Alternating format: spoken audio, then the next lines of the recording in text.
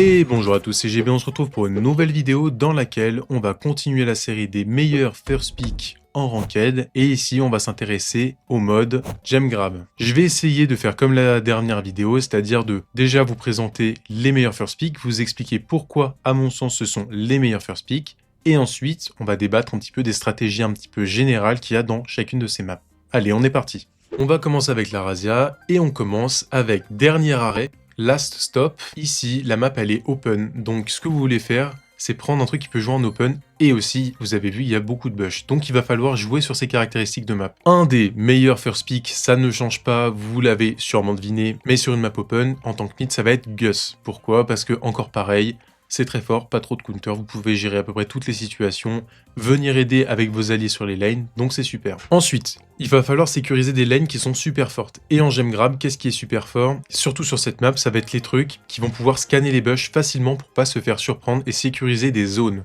Donc qu'est-ce qui a du contrôle et qui a pas mal de DPS? On a Otis. Otis, c'est une des meilleures lanes de cette map parce que vous allez toucher facilement parce que la largeur de votre attaque fait à peu près la largeur du couloir de toutes les lanes. Donc vous êtes quasiment assuré de toucher. Et en plus, votre gadget il permet de sécuriser une zone. Et quand vous voulez sécuriser la lane de droite au start, vous balancez instantanément votre gadget et vous pouvez plus vous faire surprendre. Et comme ça, vous êtes sûr que vous pouvez avancer sans vous faire surprendre. Et votre mid, il peut vous aider pour tomber le side à droite. Et même à gauche, ça peut être vachement fort. Et puis dès que vous avez l'hypercharge avec Otis, c'est un free kill et souvent vous pouvez clutch les games comme ça. Dans le même genre, il y a Ambre, que je mets un petit peu après Otis, mais ça reste super fort. Moi, ce que je vous conseille, dans toutes les maps de Gem Grab, c'est de jouer la Ambre avec le gadget qui vous permet d'aller plus vite et de recharger votre ult pendant que vous êtes dans votre flaque. Et évidemment, avec Otis et Ambre, et le prochain pick, je vous conseille de jouer le gear Vision et le gear speed dans les bush, parce que le gear vision avec Otis et Ambre, c'est super fort. En fait, vous ne pouvez pas être surpris, et comme vous avez déjà les match-ups sur quasiment tout, dès que vous touchez la personne, vous savez où elle est, vous avancez, vous prenez le kill, et ça assure quasiment à tous les coups votre side. Ensuite, on a Rico.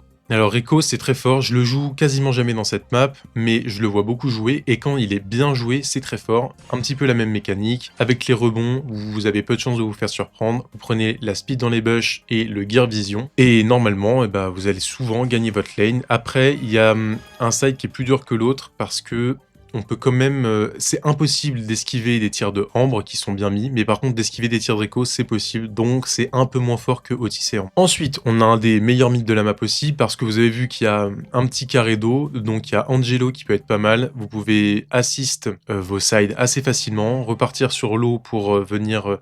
embêter le side de gauche si jamais ça a trop push. Et en même temps, avec le jump, parce que je vous conseille de jouer Angelo mid avec le jump pour avoir une escape et avoir une meilleure survivabilité, et vous avez un des meilleurs mid. Les seuls trucs qui peuvent vraiment counter, c'est... Et encore, hein, ce serait quoi? Ce serait Piper, Gus, mais bon, si vous l'avez déjà pris ou qu'il est ban, il n'y a plus besoin de prendre Angelo. Et en dernier pick, on a Byron, qui est quand même relativement safe, qui vous permet de faire plein de compos possibles, et qui a pas trop de counter non plus. Sur cette map, le side de gauche, c'est le side facile. Quand vous prenez le pad et que vous allez dans les bush, vous avez un avantage énorme.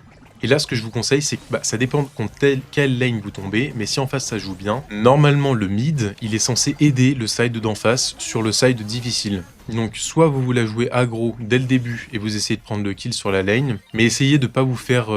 cross-kill par le mid et le side gauche, parce que c'est le side le plus simple, mais si vous perdez, vous ne regagnerez jamais le side, parce que vous allez devoir prendre le pad parce qu'il y a un petit truc d'eau, et si vous n'arrivez pas à prendre le kill, vous êtes obligé de prendre le pad, on peut vous attendre, et là vous êtes un free kill. Donc c'est le side le plus simple à contrôler, mais si vous le perdez, il est impossible à reprendre. En tant que mid sur cette map, ce que vous devez impérativement faire, c'est aider le side de votre mate à droite. Pourquoi? Parce que on l'a vu, si pour vous le side de gauche, c'est le side le plus simple à garder en contrôle, ça veut dire que, par effet miroir, le side droit, c'est le côté le plus dur à prendre pour votre mate à droite. Donc même si vous avez votre mate qui a le match-up sur l'adversaire qui a sur le bush là, side droit, il va falloir que vous aidiez en tant que mid la personne à droite. La personne, elle va galérer toute seule à prendre le truc, surtout si elle a pas Ambre et pas Otis. Après, il n'y a pas tellement d'autres choses à dire sur cette map en tant que stratégie. Moi, ce que je vous conseille, c'est de privilégier les lanes très très fortes. Je peux vous assurer, si vous avez Otis et Ambre sur chacune des lanes, il n'y a aucune raison que vous puissiez lose la game normalement. Et si en plus vous avez un mid excellent comme Angelo ou Gus, là normalement vous gagnez sans problème. Juste petite précision, j'en vois beaucoup ici qui prennent une Piper mid, que ce soit first pick ou deuxième ou troisième pick, on s'en fout. J'en vois beaucoup qui prennent des Piper. Alors Piper c'est très fort sur cette map, faut pas me faire dire le contraire, mais par contre, s'il y a un Nani open, ne prenez surtout pas une Piper. Et ça c'est valable pour toutes les maps. Piper c'est fort, mais Nani ça hard counter Piper avec leur envoi de dégâts. Donc s'il vous plaît, quand vous avez un mid open et que vous avez le choix avec une Piper, enfin plein d'autres mid, ne prenez pas une Piper quand le Nani est open. C'est hyper important. On va passer à la map bruissement, donc double swoosh en anglais. Ici, le meilleur first pick, et pour moi il n'y a pas tellement de débat, c'est Ambre et Otis, si la Ambre est ban.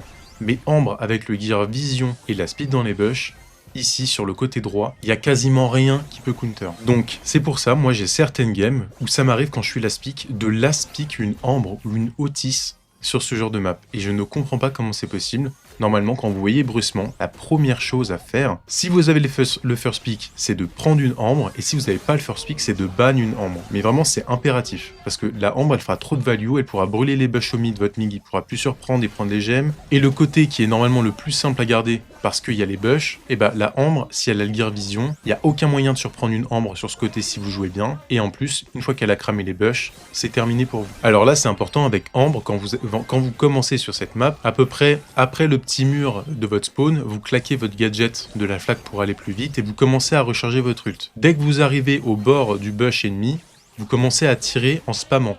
Mais essayez de pas vider vos cartouches. Vous spammez des tirs un petit peu tout le temps, en essayant de recharger en même temps, mais pour qu'il n'y ait jamais vraiment une interruption de tir. Et dès que vous touchez la personne, vous vous installez dans les bush et vous essayez de charger le plus vite possible votre ult en restant dans votre bout de flaque qui normalement devrait être pas trop loin de votre bush. Et dès que vous avez votre ulti, soit vous cramez le mid parce que vous avez un gros avantage sur le mec en face de vous, et dans ce cas-là, vous avez même pas besoin de cramer vos bush parce qu'ils vont vous servir pour surprendre, ou bien vous décidez que votre truc il est trop dur à tenir, donc vous brûlez les bush de votre côté. Avec Otis, c'est un peu moins fort, mais c'est un peu le même principe. Vous arrivez, vous claquez votre gadget pour pas vous faire surprendre. Attendez pas la dernière minute pour claquer le gadget, parce que vous risquez de vous faire surprendre par quelqu'un qui a la speed dans les bush. Donc vous le claquez dès le début, et ensuite vous essayez de toucher au moins une fois la personne. Dès que vous l'avez en visu, vous savez où elle est, vous avancez, vous reclaquez un gadget, claquez le plus de gadgets au départ de la game, parce qu'une fois que vous avez la pause, vous êtes indélogeable. Ensuite, un des troisième meilleurs picks, et on revient sur la même mécanique, c'est Lola.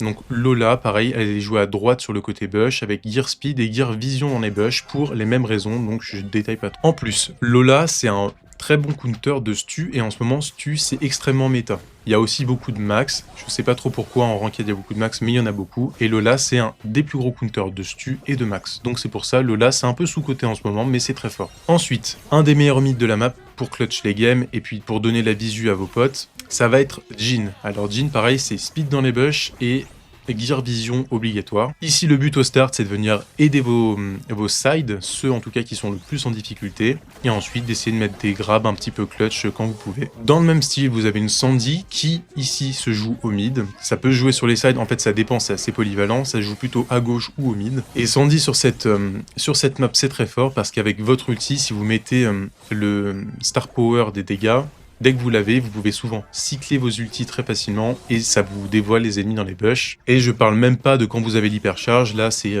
triple kill quasiment assuré. Donc Sandy, c'est un des meilleurs mid. Juste faites attention quand vous prenez Jhin sur cette map en mid, les gros counters, c'est tout ce qui est Mr. P, les trucs qui peuvent faire spawn des trucs, les Tara, les trucs comme ça. Et ensuite, dans les derniers first pick que je considère comme ok, on a Jeannette, qui est pas aussi fort que les deux d'avant. Jeannette que j'aurais plus tendance à jouer côté gauche, voire au mid, ça peut jouer au mid, Jeannette, donc ça peut être fort parce que c'est un peu polyvalent. C'est pas du niveau de Ambre ou de Otis, oui, mais ça reste un bon pick et c'est pas ça qui va vous faire choke une draft. Évidemment, prenez Jeannette que si vous avez l'hypercharge. Parce que ce qui rend très très fort Jeannette, c'est son hypercharge. Elle est bien, sinon elle est jouable, mais l'hypercharge ça vous permet de souvent prendre des doubles kills, vous allez super vite, vous vous repositionnez très vite, donc c'est pour ça que c'est très fort. Dans le même style que Last Stop, qu'on a vu juste avant, le côté le plus simple à contrôler, c'est le côté gauche parce que vous avez les bush. Mais par contre, quand vous perdez ce côté, vous allez galérer à revenir. Donc, quand vous êtes le mid, essayez d'aider à droite, parce qu'au début, normalement, votre mate à gauche, il est pas trop bête, il arrivera à temporiser ou à prendre le kill, parce qu'il a, faut pas abuser non plus, le side le plus simple. Donc au début, essayez d'aider votre mate à droite, parce qu'il a le côté le plus dur. Mais, après, c'est du bon sens. Si vous voyez que votre mate à gauche, il fait pas trop le taf, ou alors qu'il a pas le match-up et que ça pousse sur sa lane, et ben il va falloir l'aider. S'il y a une Ambre qui est en train de s'installer à gauche, et que vous avez par exemple une Sandy qui n'arrive pas à tenir sa lane, et c'est normal, il a pas les match-up, ou une Ems, enfin vous avez compris quoi. Là, le seul moyen de déloger une Ambre avant qu'elle s'installe et que ce soit trop tard, c'est que vous veniez aider, parce que sinon, ça va être trop compliqué. N'hésitez même pas à mettre un grab, hein. Ne gardez pas, ça c'est une erreur que je vois souvent, à moins que vous soyez en train de perdre, vous êtes obligé de caler un grab masterclass pour rechoper les gemmes et faire un braquage. Votre grab, vous le claquez dès que vous pouvez pour supprimer un side et vous assurer de pouvoir push. De toute manière, sur cette map, c'est très simple, c'est que une fois que vos deux lanes elles ont gagné, ou même une seule, et que vous commencez à réussir à enfermer les gens sur leur spawn, souvent la game elle est terminée, vous pouvez jamais revenir sur une map où il y a des bush, et vous avez pas de bush et vous êtes au spawn. Au niveau des stratégies, pour le gem grab, ça c'est un truc qui est pas dérangeant. En Brawl Ball c'est dérangeant ce que je vais vous dire, parce que l'objectif c'est la balle et il peut bouger.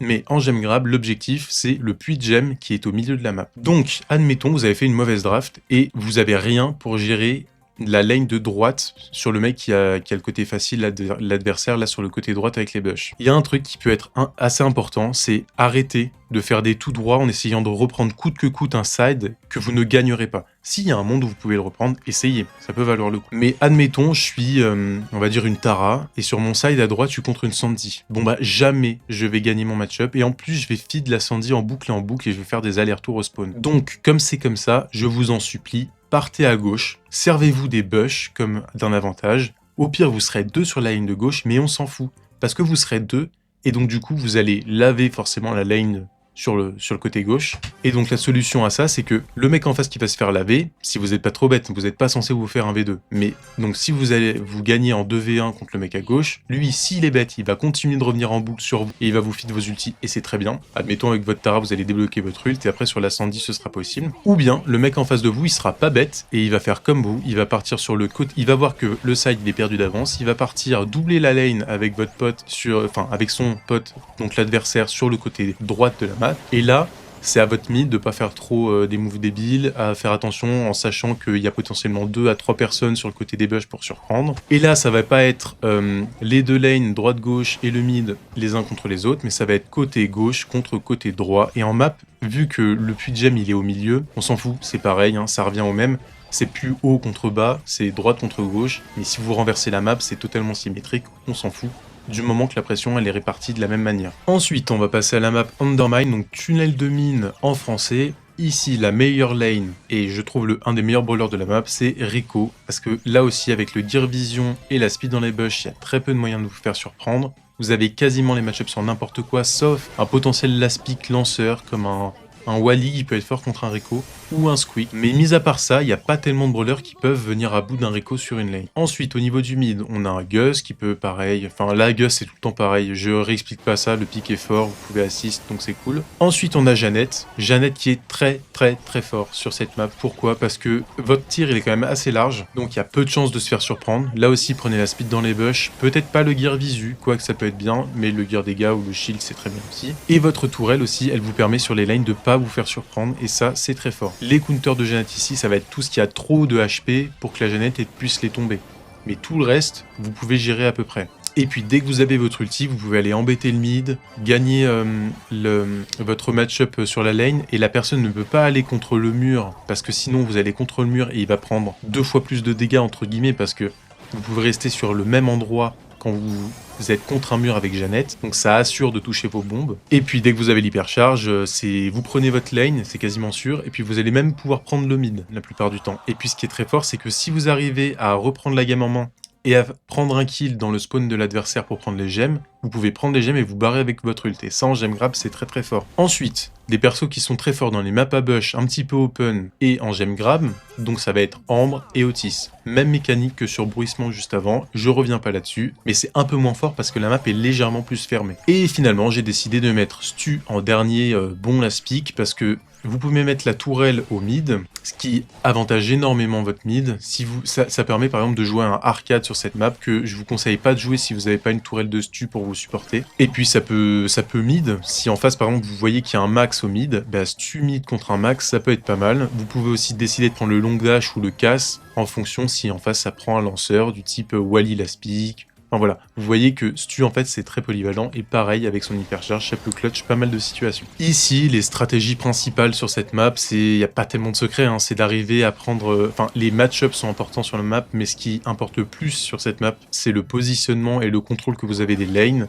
Une fois que vous avez les positions, en face, ils ne peuvent plus revenir. Hyper important en niveau pro, en e-sport, sur en gros les joueurs qui savent jouer en équipe. Les mid, ils aident très souvent un des sides pour se mettre en 2v1 et sécuriser une lane. Donc si vous êtes le mid en face et que vous voyez que le match-up de votre mate sur la lane il est trop difficile à gagner, essayez de venir l'aider, c'est mieux que rien, ça peut transformer totalement l'interaction. Ici je me rappelle qu'un jour j'avais mid avec un Wally, et avec moi j'avais une Tara sur sa lane, et qui jouait... Non, j'avais un Surge qui jouait sur sa lane, et qui était contre une Tara. Et moi qu'est-ce que j'ai fait? C'est que le Surge se faisait hard counter par la Tara, sauf qu'avec mon Wally, j'ai doublé la lane au start de mon Surge en abandonnant mon mid. Mais du coup, la Tara, elle a claqué ses gadgets, j'ai one-shot toutes les ombres avec mon Wally, et du coup, mon Surge, il avait free match-up contre la Tara. Ce qui lui a permis de passer P2 et P3 très rapidement. J'ai repris mon mid derrière, ils avaient que 2 gemmes d'avance, on les a mis au spawn et on aura mis 10 à 2. Donc voilà, j'ai sacrifié mon mid au début, mais ça valait le coup parce que j'ai aidé un match-up qui était ingagnable sinon pour mon Surge. Sur cette map, c'est un peu comme Bruissement. Alors surtout, évitez de mourir sur les 2 lanes en même temps, parce que là, vous allez vous faire mettre une pression énorme et vous reviendrez jamais. Mais si il y a une seule lane qui craque et qui finit au spawn, s'il y a un monde où vous pouvez reprendre votre lane, essayez de le faire. Mais si vous voyez que c'est impossible et que c'est perdu d'avance, essayez au moins de passer de l'ennemi qui a gagné sa lane, partez, doublez la lane avec votre pote qui a réussi à sécuriser la sienne, et à partir de là, renverser la rotation de la map. En gem grab, ça marche super bien, c'est fait très rarement, mais c'est une stratégie quand vous avez perdu la pression au début qui retourne la game parce que au lieu de repartir et de galérer en 50, enfin, la personne en face, elle aura déjà repris la pause, et donc vous allez galérer à reprendre, mais en inversant la rotation de la map, en rééquilibrant, en repassant sur une rotation gauche contre droite, ou droite contre gauche, et bah là vous allez voir que souvent vous allez réussir à reprendre le mid, au moins retrouver une situation 50-50, alors que si vous étiez reparti bêtement tout seul sur votre lane quasiment ingagnable, vous auriez été dans une situation très défavorable, je dirais un 70-30, enfin un 30-70 pour vous. Et finalement, la dernière map de Gem Grab, Hard Rock Mine, donc c'est Mine Hard Rock en français, le meilleur first pick de la map, et là il n'y a aucun débat, je veux rien savoir, c'est Rico. Vous avez que des couloirs, que des endroits pour faire des rebonds, il n'y a rien qui counter Rico sur cette lane là, sauf un lanceur du type Wally Laspic. Et encore, si vous prenez le gadget qui vous heal, c'est vraiment gagnable. Ensuite au mid, on a Gus, ça change pas, c'est très fort. Jeannette, pareil, extrêmement fort Jeannette sur cette map. Avec cette mécanique où vous pouvez claquer votre ult pour prendre des gemmes et vous barrer, ça n'a pas trop de counter non plus, et dès que vous avez l'hypercharge, c'est gagné. Otis, je ne l'ai pas mis en combo avec Ambre sur cette liste-là, parce que Ambre, il y a un petit peu trop d'obstacles pour venir gérer une lane. Mais Otis, c'est vraiment pas mal, et souvent les gens, ils ont tendance à prendre des tanks en face. Donc c'est pour ça que je vous conseille pas Ambre, parce que ça galère un peu contre les tanks, Ambre, mais alors que Otis c'est un gros counter assassin, c'est un gros counter tank. Souvent les gens prennent des buzz, des mortis, des haches sur cette map, et Otis ça peut gérer. Ensuite on a Sandy, Sandy qui ne peut se jouer que sur les sides, contrairement à Bruissement où ça pouvait jouer mid. Mais là vous voyez que c'est trop open au milieu pour une Sandy. Sandy ça peut être pas mal pour venir counter les brawlers comme Tara, c'est quand même pas dégueu aussi contre les spikes parce que vous pouvez surprendre avec les bush. Et ça peut un petit peu quand même marcher contre Rico parce que si vous faites des droites gauche, si vous avez votre ult de temps en temps, vous pouvez sneak et vous débrouiller un petit peu. Mais je vous conseille de ban Rico si vous n'avez pas le first pick. Et puis finalement un Byron qui peut vraiment assist facilement et en plus qui crame pas la stratégie. Vous pouvez quand même partir sur un Daryl, un Fang, un Kenji avec le soutien du Byron, c'est trop fort. Ici en fait c'est vrai pour toutes les maps de Razia. Le problème, c'est que vu qu'il y a des bush, si vous avez perdu vos 2 lanes ou s'il y a trop de pression sur une lane, vous allez être mis au spawn et vous ne reviendrez jamais. Ici, je vous conseille pas trop de prendre une Piper, à moins qu'en face, ça ait pris un Gus, et dans ce cas-là, un des seuls counters de Gus, c'est Piper. Mais le problème de Piper, c'est que c'est très fort quand vous avez la pression, mais par contre, dès que vous êtes au spawn et que vos adversaires ils peuvent reculer, mais que vous ne pouvez pas reculer vu que vous êtes déjà au spawn, et en fait, vous n'arriverez pas à toucher et vous n'arriverez pas à reprendre la pression. C'est pour ça qu'en e-sport, vous savez, il y a des joueurs qui sont connus pour leur brawler. Et je me rappelle, à l'époque où je suivais vraiment l'e-sport, il y avait Nidin, qui était un très gros joueur de Piper. Et il était connu pour être une des meilleures Piper d'Europe. Alors, je remets pas du tout en question les capacités et le niveau de ce joueur, mais il faut savoir qu'une très bonne Piper, C'est une Piper qui a un très bon shoot, oui, un bon positionnement, oui, mais surtout qui a des mates qui permettent à la Piper d'avoir une bonne position pour pouvoir toucher. Si avec votre Piper vous avez 2 branquignoles avec vous et que vous êtes tout le temps au spawn, et que vous avez jamais la pression, mais d'ailleurs, si vous avez déjà fait des 1v1, vous l'avez sûrement remarqué, mais quand vous êtes contre une Piper en map open, et que derrière vous, il y a un mur, et que la Piper d'en face, elle peut faire des droites-gauche et des hauts-bas, et que vous pouvez juste faire des micro-dodge droite-gauche, et que votre seule solution, c'est d'avancer, souvent, vous allez vous faire avoir, parce que vous n'avez pas la pression, justement. Dans le même style, c'est complètement hors sujet, hein, mais c'est comme les Mortis. Je sais que, par exemple, quand je suivais beaucoup d'e-sport, le nain était connu pour avoir un des meilleurs Mortis d'Europe, en tout cas en e-sport. Bon, bah là, c'est pareil. C'est que Mortis, c'est extrêmement fort, mais c'est extrêmement fort quand vous ne faites pas triple focus par les mecs en face. Et ça, c'est possible que si vos mates, ils arrivent à faire le taf. Et moi, je me rappelle à l'époque, le nain, il arrivait souvent à faire le taf parce qu'il était assisté comme un ouf par ses mates, en fait. Ses mates étaient excellents, mais on le voyait pas parce que c'est le nain, au final, avec son Mortis, qui faisait les moves clutch, donc les gens étaient en admiration devant des moves exceptionnels. Alors que la plupart du temps, le vrai move exceptionnel qui pouvait déclencher une action du Mortis, c'était les mates du Mortis, qui permettaient de mettre assez de pression et de mettre le Mortis dans des bonnes dispositions pour faire quelque chose. Mais je vous assure, un Mortis qui est en 1v3, il se fait triple focus et le Mortis, il fait rien du tout. Donc c'est pour ça, il faut remettre en contexte les niveaux des joueurs et ce que vous voyez par rapport à la situation en game. Je vous dis, si le nain, il est tout seul contre 3 bons joueurs, et qu'il a un Mortis, malgré que ce soit un excellent joueur, le nain, et ben il va rien faire quand même. Vous pouvez pas non plus faire des miracles, il y a un moment... Un jeu de 3v3, c'est un jeu de 3v3, vous ne pouvez pas 1v3 toutes les games, ou alors c'est qu'il y a un énorme différentiel de niveau. Je reviens sur Minardrock, là c'est pareil, quand vous avez un long range ou au moins un mid range pour tenir le mid, c'est hyper important de tenir votre mid dans un premier temps, oui, mais surtout d'aider vos sides qui sont en galère. Parce que là, c'est pareil, hein, dès que vos sides ils commencent à craquer, souvent ça push sur votre mid, et vous allez plus pouvoir faire votre taf de mid et de prendre les gemmes si derrière vos sides ils n'ont pas été assist. Ça peut être de la faute du side parce qu'il a mal géré, ça peut être aussi la faute du match-up. Si votre mate il a pas son match-up, il y a un moment il va falloir l'aider ou il va perdre et ça servira à rien de rager. Vous voyez quand il y a un joueur en face qui joue bien, qui a le match-up et qui fait son taf, faut pas en vouloir à votre mate si le match-up est ingagnable. C'est tout pour moi pour cette vidéo. Si ça vous a été utile, n'hésitez pas à mettre un petit j'aime, à vous abonner et puis surtout c'est important à partager la vidéo aux joueurs auxquels vous pensez que c'est intéressant, ceux qui galèrent, parce que c'est comme ça qu'on va changer de niveau en ranked. Moi, je me plains souvent du niveau qui est plutôt médiocre en ce moment en ranked. Il va y avoir le rework, ça c'est cool, mais en attendant, et même ce sera toujours bénéfique pour le rework, j'ai envie d'avoir des games plus qualitatives. Et pour ça, le principal moyen pour y arriver, c'est que moi, je vais essayer de vous donner mes conseils pour que vous ayez un meilleur niveau, comme ça les lobbies, si je tombe avec ou contre vous, ils seront de meilleure qualité et sur le long terme, ça peut faire une différence. Je vous remercie d'être resté jusqu'au bout et on se retrouve pour une prochaine vidéo là dans un jour ou deux et d'ici là, à plus.